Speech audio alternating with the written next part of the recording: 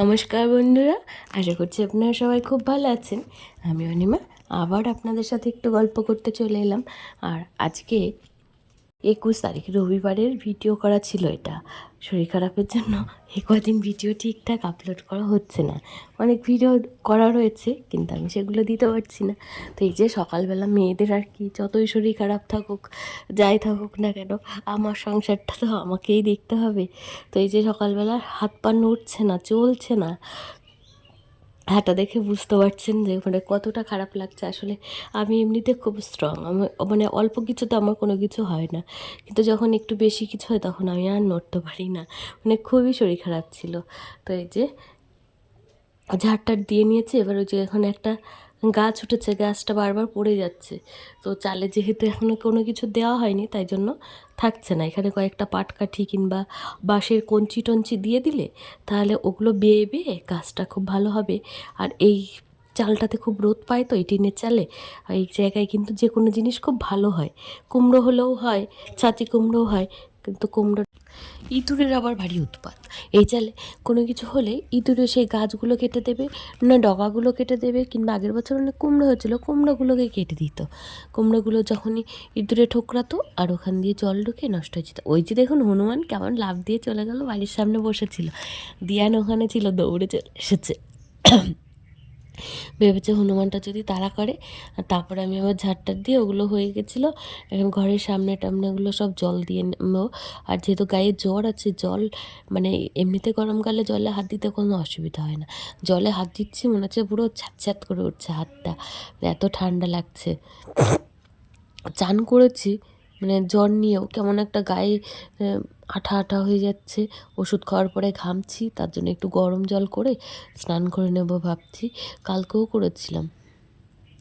আমার আবার স্নান না করলে ভাল লাগে না, গরম জল করে হালকা করে স্নান করে নিই অল্প একটু।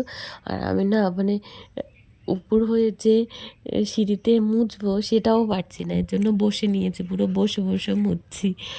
তারপরে এত দুর্বল করে দিচ্ছে শরীরটাকে এই জ্বরে।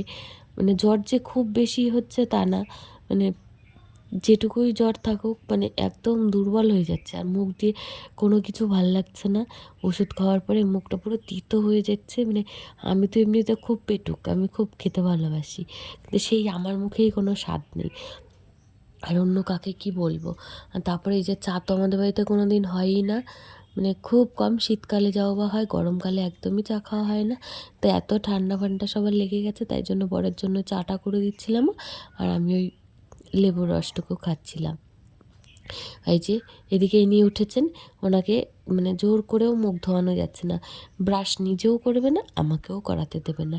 এদিকে আমার দেরি হয়ে যাচ্ছে, মানে মাম্মামকে স্কুলে পাঠাতে হবে। আবার উনি উঠে গেছেন আজকে তাড়াতাড়ি, যেহেতু কালকে তাড়াতাড়ি ঘুমিয়ে পড়েছিল, শরীরটা খারাপ ছিল তো সারাদিনে ঘুমোচ্ছে, এর জন্য ঘুমের কোনো এখন আর টাইম নেই। তো কদিন ধরে একটু তাড়াতাড়ি উঠে যাচ্ছে, সকাল সকাল উঠে যাচ্ছে। আর অন্য দিন হলে কিছু করতামই না, কিন্তু মামামের স্কুল আছে তো ওকে তো একটু রান্না রান্না করে দিতেই হবে।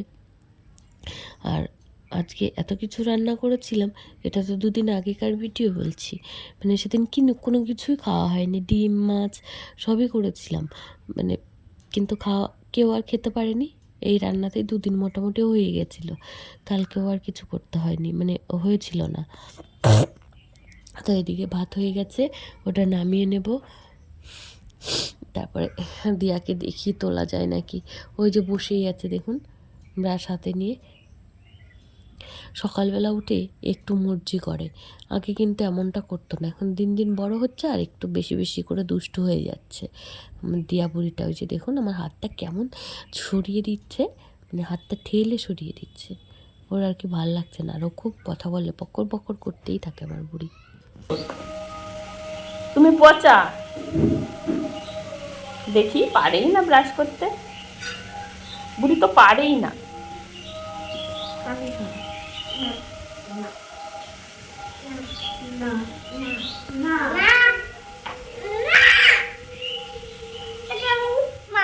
আর এই যে দিয়ানেরও খুব জ্বর, তাই জন্য দুজনেই শুয়ে পড়েছে, পাপাও শুয়ে পড়েছে, যে আমিও সারা দিন শুয়েছিলাম, আর ভালো লাগছিল না। সকালে কোনো রকমে রান্নাটা করতে হয় তাই করেছি, বাবার ভাত বেড়ে রেখে চলে এসেছিলাম, তারপর আর সারাদিন ভিডিও করা হয়নি, যেহেতু শরীরটা একদম ভালো লাগছিল না।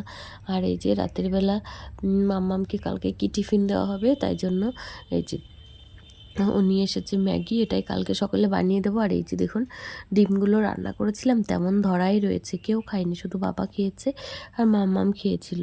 আর এই যে জামা কাপড় সব লাট দেওয়া রয়েছে, আসলে আমি এমন করি না তো, এর জন্য একটু খারাপই লাগছিল। মানে সব জামা কাপড়গুলো আমি মানে রোদ থেকে নিয়ে সাথে সাথে ভাঁজ করে রেখে দিই, খুব অসুবিধা না হলে বিকেলে করি, নাহলে নিয়েই ভাঁজ করে রেখে দিই। কিন্তু আজকে আর উঠতেই পারছিলাম না, ইচ্ছেই করেনি, তো অমনই ছিল। আর এই যে এখন ওদেরকে একটু দুধ হরলিক্স দিয়ে দেবো, বিস্কুট, মানে শরীরটাকে টানতে পারছি না, মোট কথা কোনো রকমে জোর করে টেনে যেটুকু না করলেই নয় সেটুকুই করছিলাম। সত্যি মেয়েদের জীবনটা কি অদ্ভুত, যত কষ্টই হোক করতেই হবে, কিছু করার নেই, কে করবে বলুন, কেউ তো আর নেই। আর কেউ থাকলেই এখন, আমি তো আমার পাশের বাড়ির কারো যখন শরীর খারাপ হয় আমি তো আর তার বাড়িতে গিয়ে করে দিই না, তাহলে কারো কাছ থেকে এখন কোনো কিছু আশাও করা উচিত না। আর ওই যে মাছগুলো দেখলেন, ওই মাছগুলোকে বাবা এনেছিল সকালে, রান্না করেও দেওয়া হয়নি, ওটা ধোয়াই হয়নি, আমি ধুতেও পারিনি। আমি বলছি কি তুমি রেখে দাও ফ্রিজে, কোনো আরেকটা প্যাকেটে ভরে টিফিন বক্সে ভরে রেখে দিয়েছিল, এখন বের করে দিয়েছে, এখন আমি ধোবো।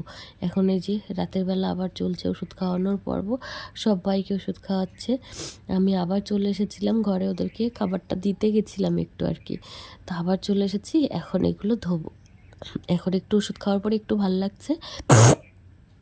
সেই সকালবেলা রান্নাঘর থেকে গেছি, আর দুপুরবেলা ওদেরকে একটু ভাত দিয়েছিলাম, আর এই যে এখন এসেছি রাতে আবার, এখন একটু জ্বরটা থেমেছে, মানে জ্বরটা হচ্ছে, ওষুধ খাচ্ছি, একদম ঘাম হয়ে বেরিয়ে যাচ্ছে।